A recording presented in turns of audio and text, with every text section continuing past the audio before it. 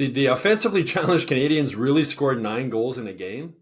Yes, they did Tuesday night in a 9-3 win over the Philadelphia Flyers at the Bell Center. We'll talk about that and much more on this week's Hockey Inside Out show.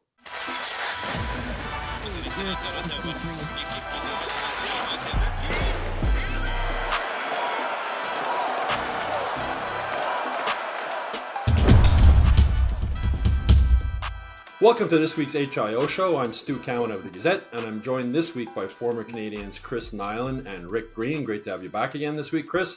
They were obviously part of the 1986 Stanley Cup team, and our hockey analytics guru, Andrew Berkshire.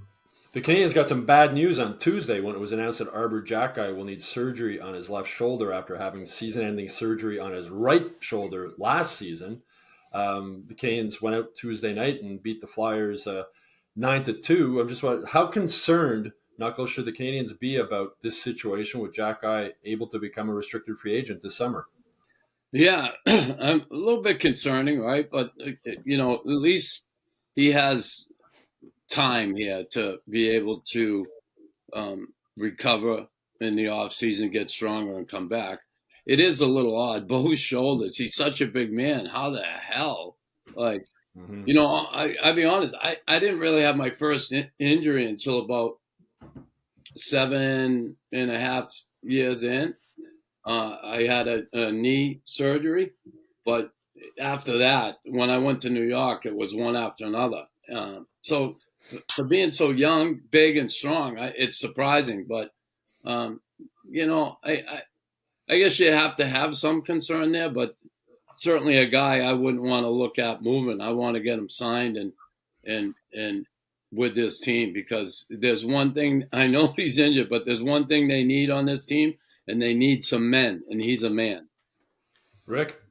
Yeah, look at, obviously some kind of weakness there in the shoulder joint. I'm not a doctor, but I mean, I've heard of guys that have had surgeries before where they had some play in the shoulder, and I don't know the details of what needs to be done, but hopefully they'll get the thing fixed up, and it's not going to affect the way this guy has to play the game. And he's a huge part of the hockey club, and he's a guy that you see when he's not in the lineup that the team is different, as we saw Reeves doing his little song and dance the other night because Xhekaj was not on the bench, and he makes a lot of teams toe the line, and hopefully as a young kid and a big part of the future, he's going to get fixed up and we won't have to worry about him. But it's a little concerning, but the way they can do things today, I think he'll get fixed up and he'll be ready to go, because he's a big part. Yeah, he's a really important player for this team, as you both mentioned. It's strange to think of it, but even if Xhekaj never ends up being more than like a number 5 defender, he's so unique that I would still consider him part of the core going forward. And his improvement this season has just been astronomical. We've talked about whether or not he should have gone to the American Hockey League or stayed up with the big club, if he should have been called up earlier, but no matter where he's gone, it seems like he's taking it upon himself to continue to improve, at a lot like Slafkovsky. They have that in common. They're both hard workers that clearly want to continue their craft and getting better. The second shoulder surgery in 2 seasons is strange, especially on the other one, but maybe they're fixing something that's wrong there, and now he'll have 2 good shoulders after these surgeries. I have to be honest, I didn't see where it happened. Was it the Isamont thing where he got jumped? Because I'm still surprised the NHL didn't hand out any discipline there, where 2 Tampa Bay Lightning guys hit each other and Xhekaj gets jumped just for being Arber Xhekaj. Yeah, it must have been, and it was similar to when he had injured in the fight last year with the Oilers player. I can't remember his name, but it was sort of like jostling with each other, right? Yeah, it's sort of. I know Knuckles. I know Ryan Reeves certainly played bigger against the Canadiens with Xhekaj not in the lineup. You agree? Yeah, there's no question. You saw it, and I know if Bob was there, I'm not saying he wouldn't have fought him, but I don't think he'd been running around like he was, and because he knew he would have had to answer the bell against him, and that's one guy that I think certainly Reeves might have a problem with. If there was a guy he's going to have a problem with, it'd be Arber. So, yeah, I mean, again, but just having him in the lineup, I know what it does for players when you have a guy in the lineup like that. And certainly, I've talked to players who have told me, and one of them, Slafkovsky, how happy he was on my podcast that Arber's in the lineup. Just knowing, here's a kid coming over from Europe playing the NHL, young kid. There's a sense of security there. I know it. I provided it, and I know guys were a lot happier when I was in the lineup going into Boston or Philadelphia than if I wasn't. So, he's certainly a big part, and hopefully he heals up and gets back in there. Yeah, I look at him almost as a bigger version of you, Knuckles. I mean, he can play, right? He's not just there to fight. He can play. It's not like Ryan Reeves where you're almost playing shorthanded when you put him on the ice. I know he's a restricted free agent this summer, as I mentioned, and I hope for him things work out well, because I know talking with him last season, and he said, I asked about his goals in hockey, and he said he wanted to make enough money so his parents could retire. His mom in the garage at Costco changing tires, and his dad's a welder who works building trains and that. It's just a great story. Gets even better. His little brother Florian signed an NHL entry-level contract with the Canadiens on Friday. He's going to finish the season with the Laval Rocket. So it's just it's been a really good story. And, Friday night was a pretty good story for the Canadiens also. 9 goals against the Flyers. Yuri Slafkovsky gets his first NHL hat trick. I know, Andrew, you're our analytics guy. Were you surprised? At this point, no. Slafkovsky, I don't want to be surprised by him anymore. I got to stop doubting him. I remember when we talked probably halfway through the season about what we expected for Slafkovsky this year in terms of goal production. I think I said 15, and we were all like cautious, right? We were thinking like 12 to 15 is around where we all agreed, and now he's pushing 20. And it's incredible to see his growth throughout the season. You look at him compared to last year, and you wonder how that even happened, to get to that level from where he was last year. It's got to be an absolute ton of hard work, both with your body and with your brain, right? His processing is just so much better this season. So I'm starting to think the sky's the limit for his frame, his ability to protect the puck. His scoring's coming along. His playmaking is really, really strong.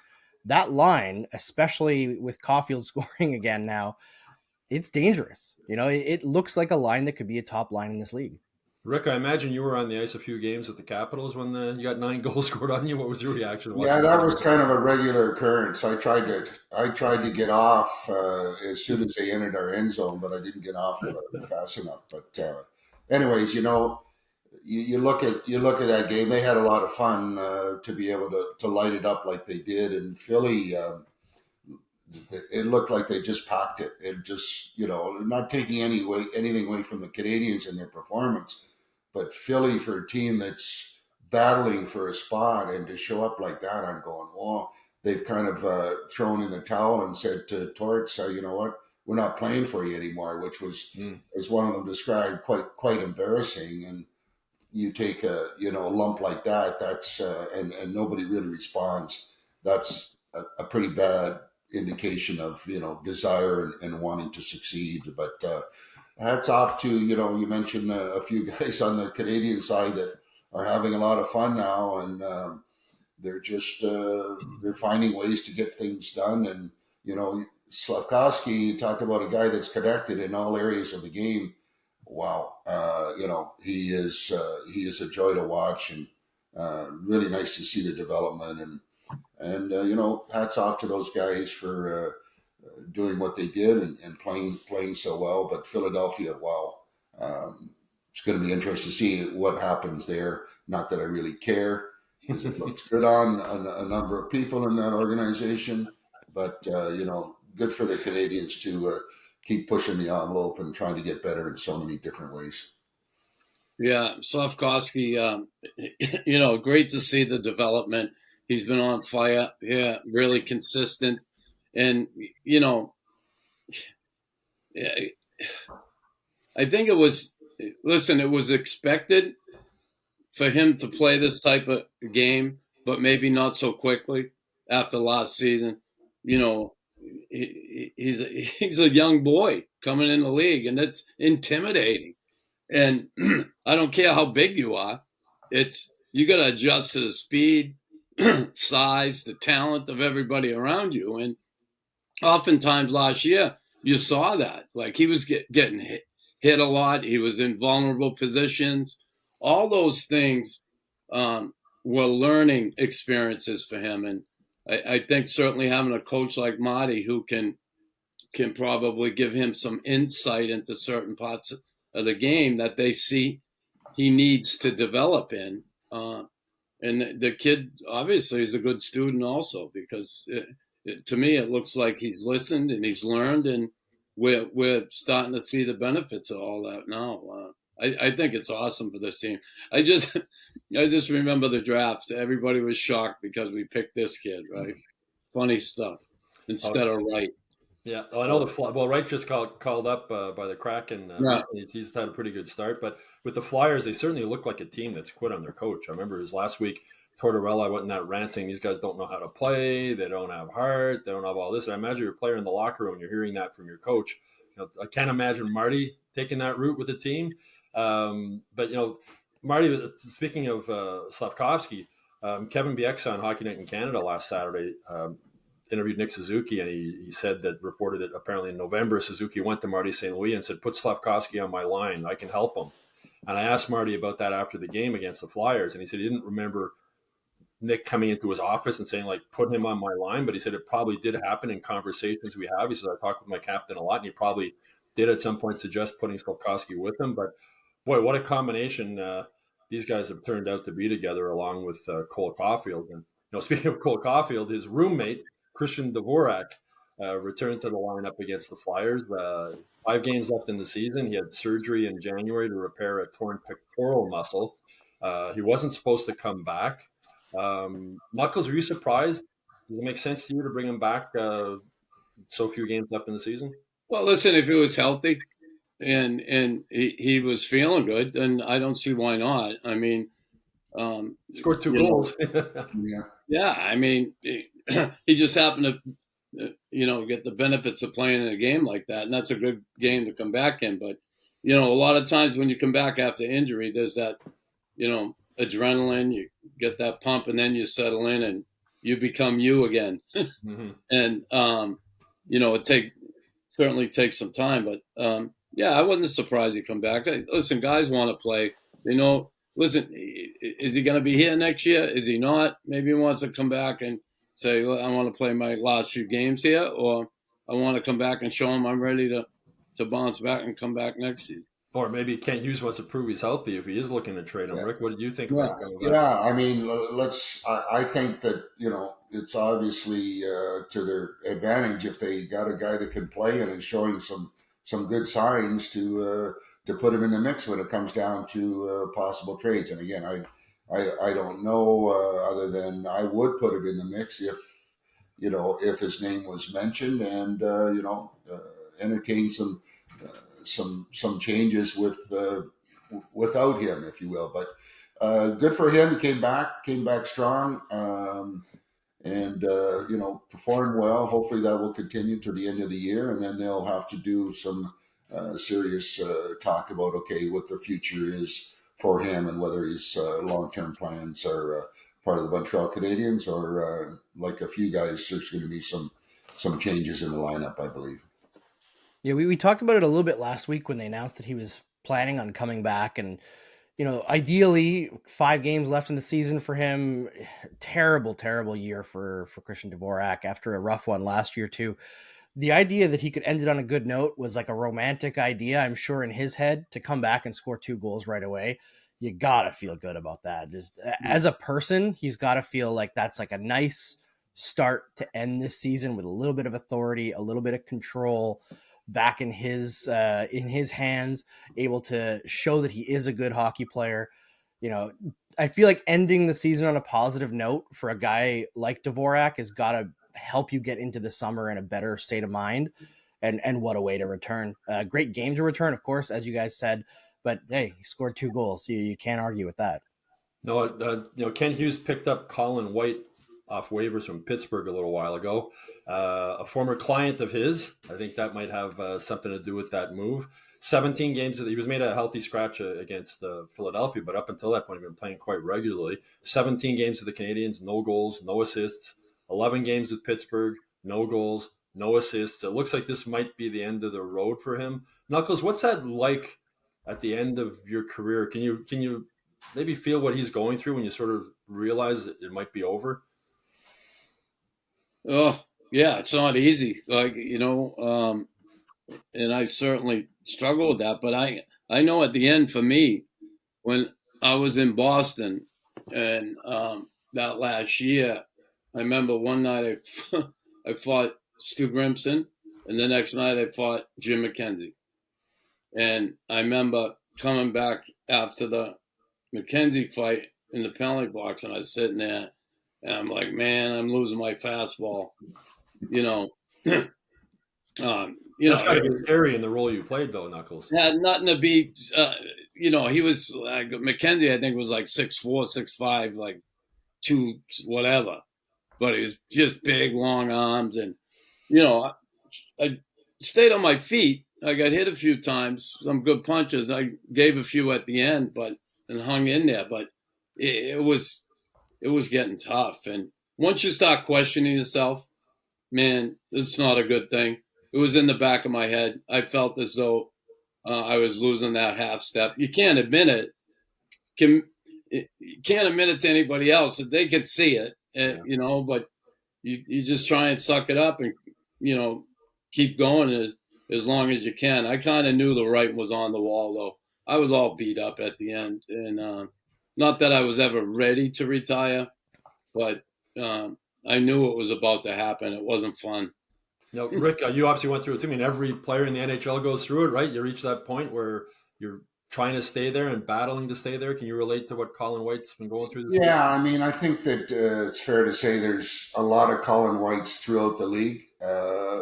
Guys that you can go over year by year, and there's always one that seems to surface as one that's kind of like filling the void, if you will, at this particular time. And I think, Colin White is basically that type of player that, has come in and has filled a spot on a temporary basis. And he realizes that, it's not easy to find a job long term. And the reality is, I think this is just a short fix. And like so many guys in that so-called type of player, their career length is really limited, and changes are coming for those individuals. Andrew, what do you think about this? I know he was a former first-round draft pick by Ottawa. It's surprising to see how ineffective he is right now. Yeah, I mean, when I was younger, I probably would have ripped into him and talked about how bad he is. But honestly, as you get a little bit older, I feel bad for him because nothing is working. He's not able to put plays on other players' sticks. He's not able to shoot very well. He's not even winning faceoffs right now. The team is wildly outplayed when he's on the ice. It's hard to watch because you don't want to see anybody go through a struggle like that. When their career's on the line and they're being given a last chance by somebody who very clearly cares for them, in Kent Hughes, a former agent, believes in the player, and you look back at his career, and it wasn't that long ago he put up 41 points in 71 games with the Ottawa Senators, and just everything has fallen apart. It's awful. It's awful to watch. I hope he finds something to get him to the next thing, whether it's on another NHL team or in another league or another career, but it hasn't been pretty in Montreal, unfortunately. It's been rough. Yeah, and I mean, Kent Hughes, there's that connection, but one of the things we've talked about often about Kent Hughes is how he treats people well, right? He treats people well, including the alumni guys like Rick and Chris. And this was a case they needed a body, right? They needed somebody to play center. They didn't want to call up another guy from Laval because they want Laval to make the playoffs. It was Kent doing it good for Colin White. It hasn't worked out, but I can understand. I mean, if the Canadiens were in a playoff hunt or race, I don't think he picks up Colin White, but the way the situation was, he did. And Knuckles, what's it mean to you just the way Jeff Gorton and Kent Hughes have embraced the alumni and just brought you guys back into the fold? Yeah, listen, our time has passed. There's no question, and it's all that locker room is for these young kids now, and I get all that. But there's certainly a whole different feeling with Hughes and Gorton in there. I think they certainly have included us in a lot of things, had us around, and it's a good feeling. It just is to be.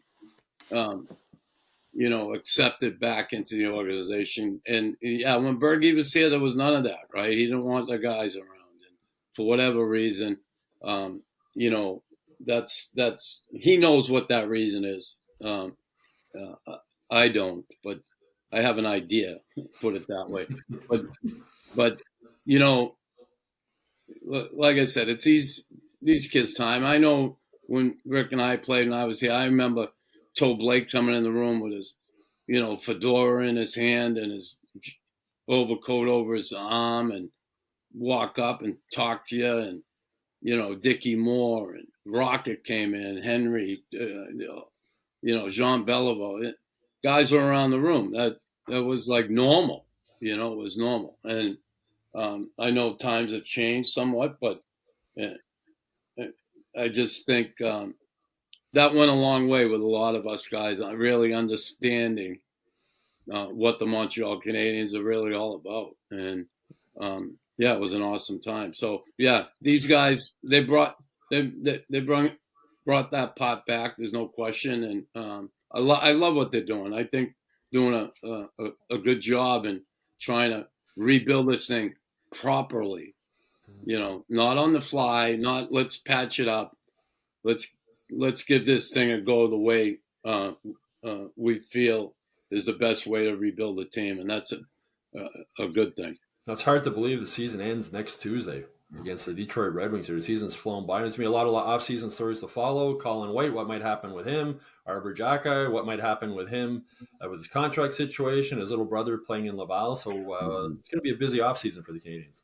Well, injuries to Caden Gooley and Arber Xhekaj forced the Canadiens to call up Justin Barron from the Laval Rocket. I think they would have preferred to leave him there as that team's battling for a playoff spot. But Rick, as the former defenseman, what have you thought about Barron's play since he's been back with the Canadiens? Well, I think that, he's come to understand that he has to be a little more responsible defensively and disciplined in his game. I mean, watching him before he went down, I thought he was playing a lot of run and gun, high risk type plays. And, getting involved maybe at not the best time. And now he seems to be making a concentrated effort on being a little more solid defensively and positionally, trying to be in the right place at the right time. And, this is, again, a young guy that's having to understand how he has to play at the NHL level. He does have the tools. We've seen him perform a number of times very well. And now he's just got to fine-tune it to the point where he can be dependable, he can be smart about his overall play, but he's learning, and he will get better, and he's going on the right path. Yeah, I really like Justin Barron as a player. I think he has a lot of really good tools. I think we talked about it a lot on the show this year. I think his biggest issue is when he has the puck in the defensive zone, he doesn't scan enough. He doesn't take account of where the opposition is, and he gets caught a lot. But when he's actually playing the puck, if he just keeps it simple, he's pretty efficient. It's just he needs to realize he's in the NHL a little bit, and maybe once in a while he needs a little kick in the butt to get him focused. But overall, I still think he's a good player. The danger that Justin Barron is in right now is going into next season. Is he going to be jumped over by Logan Mailloux? Because on that right side, they want players to graduate on that right side. They want to have more flexibility there, but you can only get jumped over so many times before you might not have a spot. Yeah, listen, I think this kid has good instincts with the puck. Like offensively, he has pretty good instincts.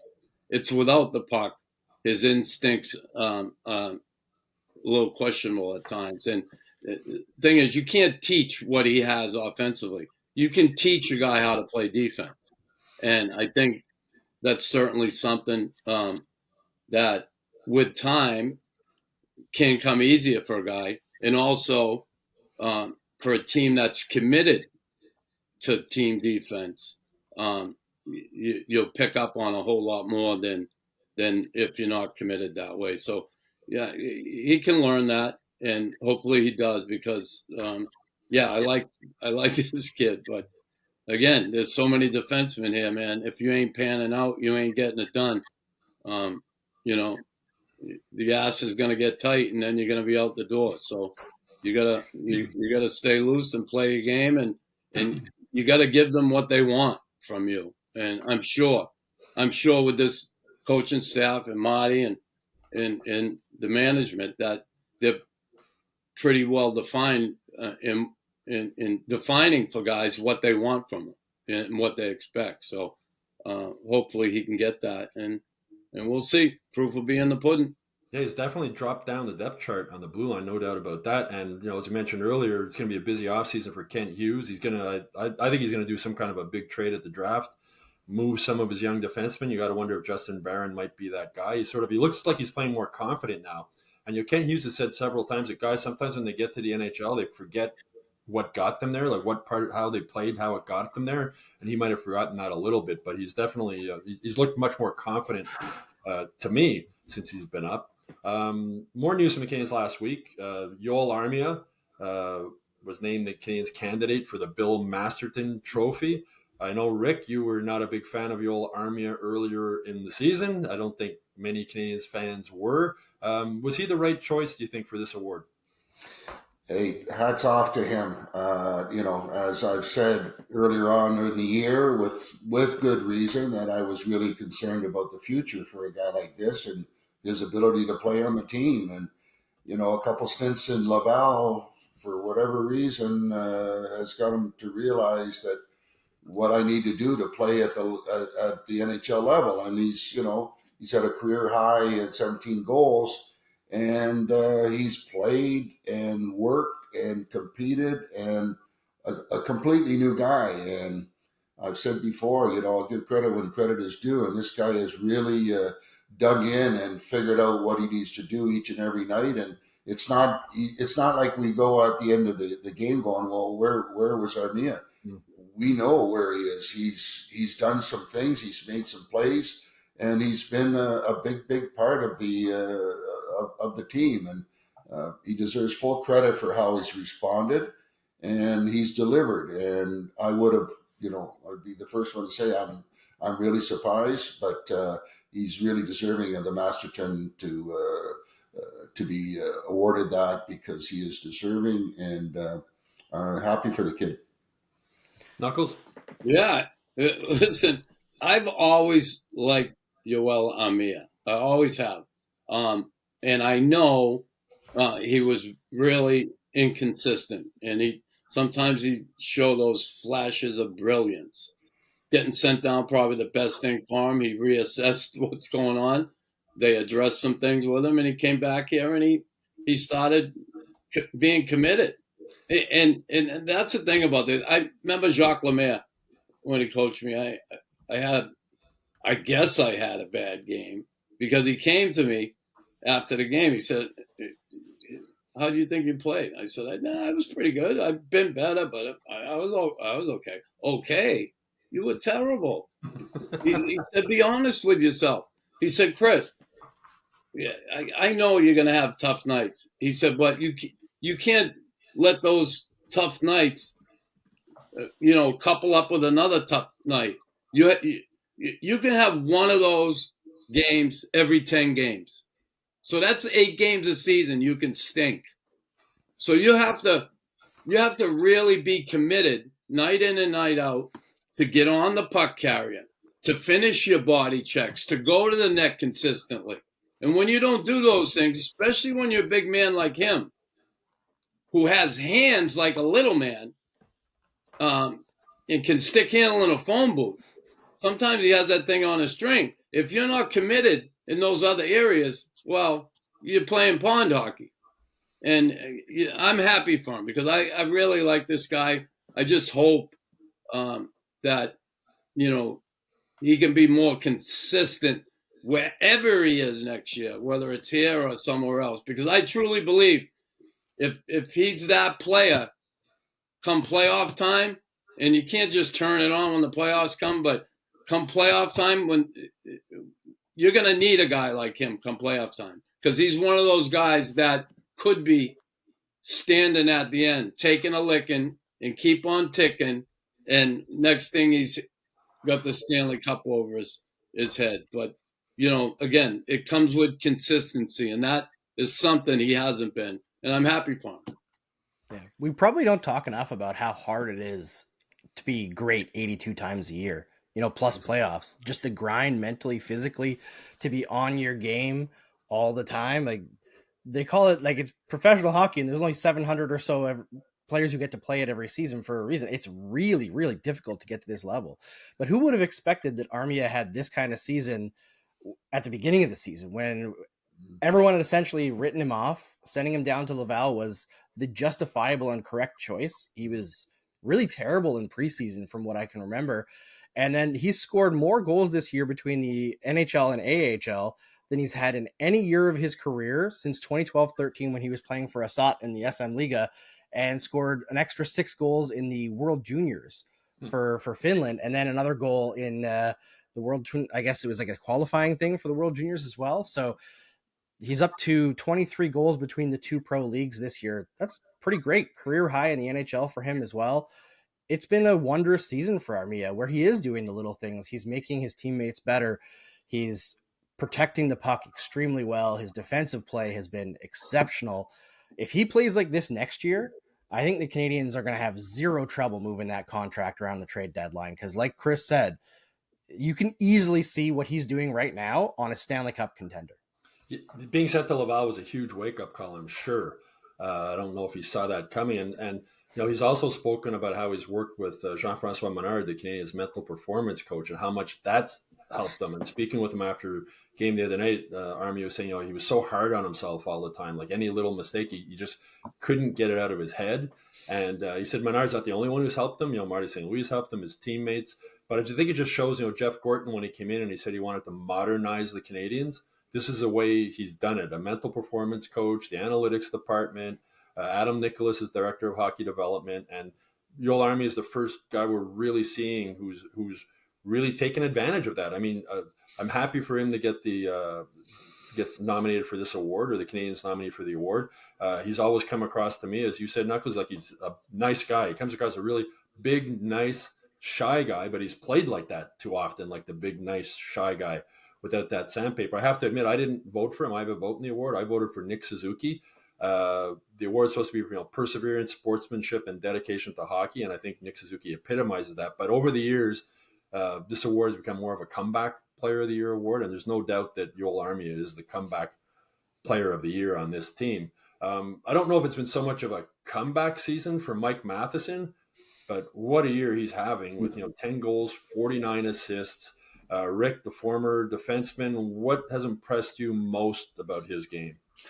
It's not a fluke. He's third in scoring on the team. I mean, he brings something each game, obviously, to be able to rack up that type of those type of numbers offensively. And wow, this guy amazes me with his ability to skate and get up the ice and back down again. It looks like no effort, just a real natural, good skater that is creating a lot of things offensively. And it's a huge part of today's game, where you have to have guys being part of the offense. On the negative, I just have a little bit of an issue with his commitment to play a little bit harder on the defensive side that would improve his overall game. But you can't knock the fact that he's doing some great things offensively, and he's a threat every time he's on the ice. And a guy that's playing over 25 minutes a game, he gets thrown in every situation, and most of the time he's handling it. Like I said, on the little bit of the negative, it's just a little more commitment on the defensive side to improve his overall performance. Knuckles? Yeah, I think one of the biggest surprises for me, I don't know, I could be out of line here saying that, but as I recall, he's had quite a few injuries in his career, and he's played almost every game this season, right? So that's a surprise for me. The offensive end, not so much, because that's what he brings. I have to certainly echo what Rick said on defensive end. There's some holes there. Defensively, that commitment to team defense. He's always thinking of going, and he is a flawless skater. It is like it's unbelievable. It's like he glides out there, but glides with speed. It's like, it's quite the thing to watch, especially when you're envious of that, like I am. Yeah. Imagine what it would have been like to skate like that for a couple of games, Chris. Oh, I had to dig in. Every step I was digging in big time, let me tell you. There was no gliding for me. As Marty St. Louis said about Matheson, he almost floats on top of the ice. Crazy. He's had an incredible year, especially offensively. I will echo the defensive concerns. I don't know if it's that he's like bad defensively in terms of like his skills or anything like that. I think he's more focused on offense, and sometimes he cheats to offense when he shouldn't. But listen, he's, I believe, a top 30 season now in all of Montreal Canadiens history in terms of point production from defensemen.